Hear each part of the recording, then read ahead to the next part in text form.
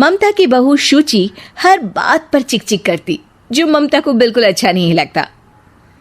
बहू, तेरे में कोई कमी नहीं है, सारा काम भी तू बहुत अच्छे से करती है, लेकिन ये तेरी जो जबान है ना, बड़ी कैंची की तरह चलती रहती है, जो तेरा सारा काम बिगाड़ कर रख देती है। वाह जी वाह, मतलब आप लोगों को बेजुबान बहू चाहिए थी, जो न बोले न बात करे, और आप लोग बस जुल्म ढाते रहे।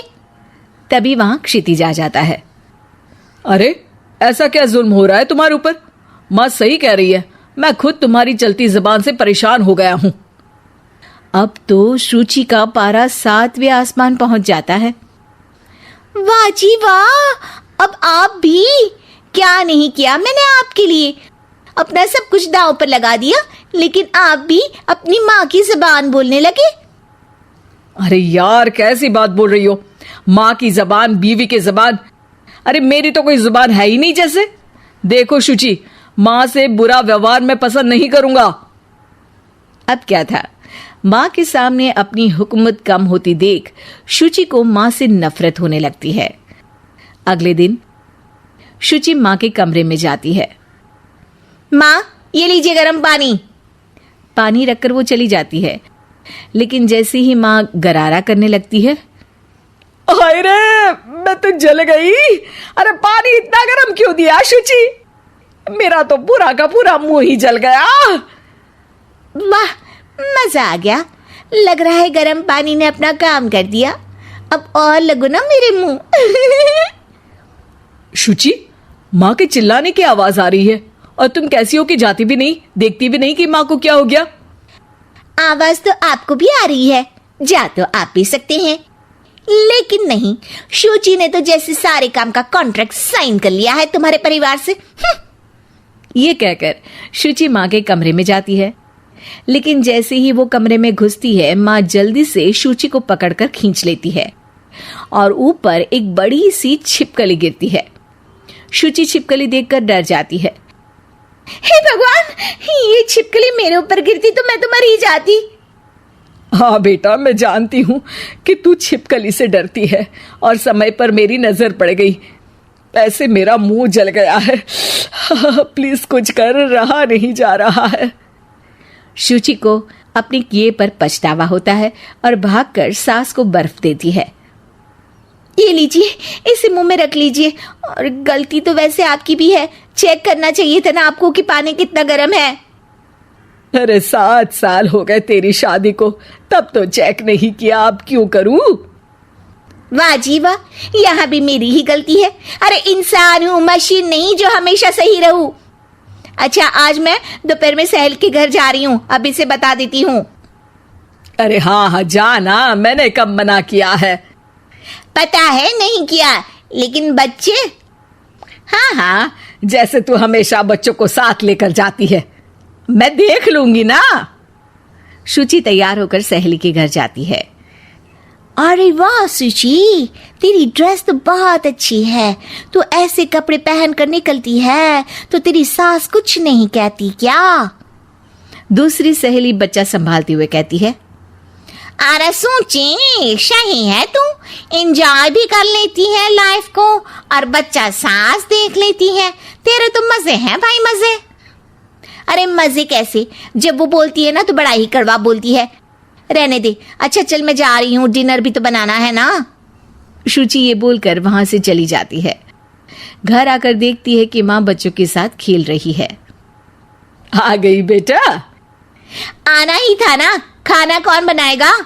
फिर रात होते ही सब चिल्लाने लगेंगे, खाना खाना, और फिर सबको मौका मिल जाएगा ना मुझे कहने का कि मैं सही हूं ही नहीं, खाना भी नहीं बनाती हूँ, और आप आप तो सबसे पहले बोलेंगी। अब सास को गुस्सा आ जाता है। एक तो सारा दिन तेरे बच्चों को देख रही थी, घर पर किसी ना किसी का आना जाना लगा रहता है, बच्चे घर गंदा करते हैं उसे देखती हूँ, हद है। अब क्या खाने की जिम्मेदारी भी मैं ही ले लूं तो करेगी तू क्या? शुचि को ये सुनकर कुछ ज्यादा ही गुस्सा आ जाता है। बस माँ जी बस, अरे ये तो गुलामों वाली जिंदगी हो गई, कोई फ्रीडम रहा ही नहीं, ऐसा लगता है कि बंद कर रह गई हूँ, घर तो किसी कैद खाने सा हो गया है। मन ही नहीं करता यहाँ रहने का। अब मैं और आप एक घर में रह ही नहीं सकते बस। अरे तो क्या मैंने बांध कर रखा है तुझे? अरे मैंने क्या कर दिया जिससे तुझे ऐसा लग रहा है? और तेरा इतना बोलने के बाद तो मैं खुद ही तेरे साथ नहीं रहना चाहूंगी। लेकिन अब सवाल था कि सासू माँ जाएंगी कहाँ, क्योंकि बहू तो मायके चली जाती है, लेकिन सास कहाँ जाए। तभी क्षितिज आ जाता है। उसे भी सारी बात का पता चलता है। वो माँ को समझाता है, लेकिन वो मानती नहीं और ना ही शुचि मानने को तैयार। दोनों की लड़ाई में माँ का सामान पैक हो जाता है। माँ अब कहाँ जाएंगी? मैं भी अपने मायके जाऊंगी। माना मेरे माता पिता नहीं रहे, लेकिन भाई भाभी से भी तो मायका होता है ना। और सास निकल जाती है मायके। बस फिर क्या था, शुचि सुबह सुबह गर्म पानी लेकर माँ के कमरे में जाती है, लेकिन वहां माँ नहीं होती। हाँ चलो अच्छा है, अब ये रोज रोज के काम से तो बची। ये कहकर वो कमरे में जाती है जहां अक्सर माँ बैठी रहती थी। कमरा खाली खाली लग रहा है। तभी उसकी सहेली का फोन आ जाता है। अरे सुची, बहुत अच्छी सेल लगी है। कौड़ियों के दाम में ब्रांडेड कपड़े, जूते और बैग मिल रहे हैं। चलो ना चलते हैं। वाह रे वाह, ठीक है मैं आती हूँ। अब तो कोई टेंशन है ही नहीं, सासू माँ भी नहीं है, अब तो मजे से घूमूंगी। अरे मजे से तो तू पहले भी घूमती थी, लेकिन सास नहीं है तो बच्चे कौन देखेगा? और तुझे तो पता है ना, मॉल्स में बच्चों की एंट्री बैन है कोरोना के कारण। अरे तो फिर कैसे आऊंगी मैं? सेल तो बस आज के लिए है, कल खत्म। शुचि को बड़ा रोना सा आता है। फिर वो जब दिन में खाना खाने बैठती है, वो भी अकेले अकेले तो कोई खाना भी नहीं खाया जाता। मैं नहीं खा रही माँ के बिना। शाम को क्षितिज आता है तो शुचि जोर जोर से रोने लगती है। अब क्यों रो रही हो? क्या हुआ? माँ को घर से निकालकर शांति अभी भी नहीं मिली तुम्हें? नहीं, मैं माँ के बिना नहीं रह सकती। ना कोई बताने वाला है कि मैं कैसी लग रही हूँ, ना ही कोई समझने समझाने वाला। मैं माँ के बिना नहीं रह सकती। चलो माँ को ले आते हैं। अरे वाह, ऐसा शायद पहली बार होगा कि बहू रूठी सास को मायके से लेने जा रही है।